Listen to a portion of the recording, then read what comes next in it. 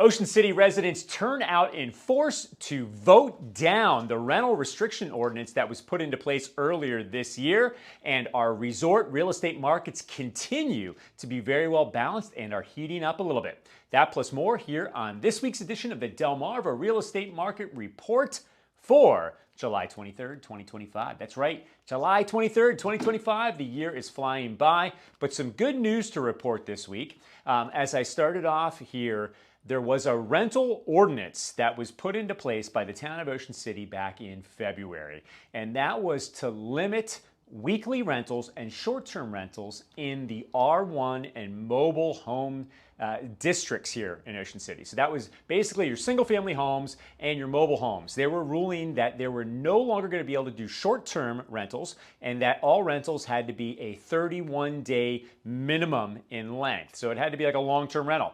Well, the residents of Ocean City came out and with a special election that was held yesterday, turned that down. So we're going to see that go back. That ordinance is actually just going to be completely removed, and we should go back to the way it was originally, the way it should be in a resort town. So wanted to report that information. We'll talk a little bit more about that here in an upcoming podcast, but great news there. And then if we actually look at the real estate market, the trend of Worcester County and Sussex County being very tight for everything that's coming on the market, we're selling it. At least the last couple weeks here is good news as well. So let's get into the numbers. Here in Worcester County, for the last 7 days, we had 64 new listings hit the market, while we had 60 go under contract during that period of time. If we look countywide, 713 total actives as of today, and we're selling at a pace of 173 over the course of the last 30 days. That gives us 4.1 months supply in Worcester County. Going over to Wicomico County, staying on the Maryland side, 41 new listings, 19 going under contract. As I mentioned last week, this has been the interesting flip, because for the longest time, when Worcester County was adding inventory, when Sussex County was adding inventory, Wicomico County stayed very tight, very balanced. Well, now we're starting to see the inventory rise in the primary housing section, which is predominantly what we see in Wicomico County. So 41 new listings, but we sold half of that in the last 7 days, 19 going under contract. If we look countywide, 318 total actives as of today, and we had 99 go under contract in the last month, so that gives us 3.2 months supply in Wicomico County.